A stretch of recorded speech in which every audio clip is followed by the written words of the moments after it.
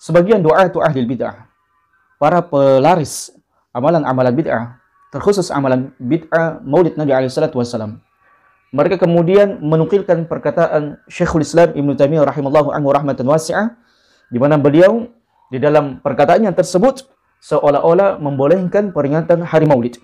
Jadi mereka mengatakan, nih syekhnya kalian, Syekh Wahabi, Syekhul Islam Ibnu Taimiyah rahimahullah membolehkan perayaan hari Maulid. Maka zaman rahmatullah, perkataan Syekhul Islam Ibnu Taimiyah rahimahullah kemudian ini dijelaskan oleh para ulama panjang lebar. Di antaranya apa yang disebutkan oleh Syekh bin Baz rahimahullah tatkala beliau mengomentari perkataan Syekhul Islam Ibnu Taimiyah rahimahullah berkaitan dengan perayaan Maulid.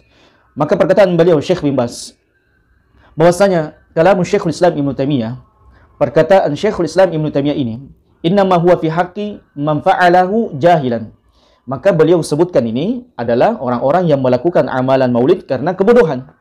Karena ketidaktahuan zaman rahmatullah subhanahu wa ta'ala. Dan maklum, orang jahil melakukan sebuah amalan maka diberi uzur.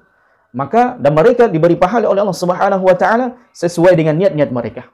Misalnya andaikan ada seseorang melakukan amalan bid'ah, ritual bid'ah, misalnya Maulid Nabi alaihi salatu wasallam, sebagai wujud cintanya kepada Allah subhanahu wa ta'ala, dia mengatakan, ini adalah merupakan wujud cinta saya kepada Nabi alaihi salatu wasallam. Saya berbahagia, saya merasa senang dengan hari kelahiran Nabi alaihi salatu wasallam yang merupakan sebab Allah Subhanahu wa taala memberikan hidayah rahmatan lil alamin, bagi rahmat semesta alam.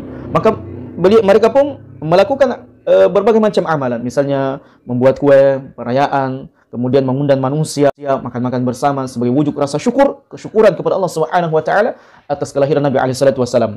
Maka Syekhul Islam Ibnu Taimiyah rahimahullah kemudian menyebutkan bahwasanya mereka mendapatkan pahala sesuai dengan niat-niat mereka, dan mereka diberi uzur sesuai dengan kebodohan-kebodohan yang mereka lakukan.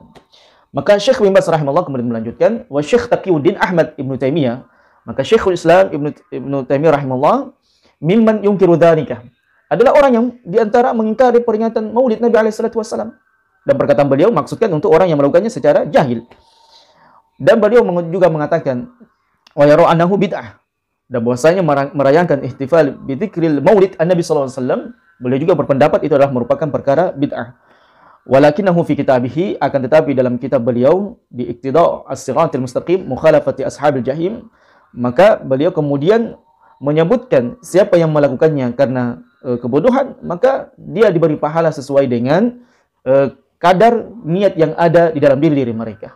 Dan zaman rahmatullah subhanahu wa ta'ala, kata Syekh bin Baz, wala yang bagi li ahadin, dan hendaknya seseorang itu tidak tertipu atau tidak merasa dikuatkan apa yang dia lakukan berkaitan dengan amalan bid'ah dengan perkataan seorang alim atau dengan amalan yang dilakukan oleh manusia mimman fa'alahu minan nas, karena kebodohan yang mereka lakukan.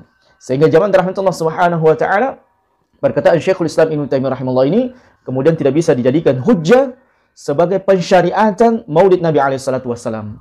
Adapun dia dijadikan hujjah di dalam syariat Allah Subhanahu wa taala adalah dalil Quran maupun sunnah Nabi alaihi salatu wasallam. Tidak perkataan ulama ini, tidak perkataan ulama itu. Kalau bertentangan dengan sabda Nabi alaihi salatu wasallam, begitu pula dengan firman Allah Subhanahu wa taala berkaitan dengan sebuah amalan, maka tentunya kita mendahulukan firman Allah Subhanahu wa taala dan sabda Nabi alaihi salatu wasallam. Termasuk dalam perkataan beliau Syekhul Islam Ibnu Taimiyah rahimahullah, bahwasanya perkataan Syekhul Islam Ibnu Taimiyah rahimahullah, dia adalah merupakan hujjah di dalam pensyariatan peringatan Maulid Nabi alaihi salatu wasallam.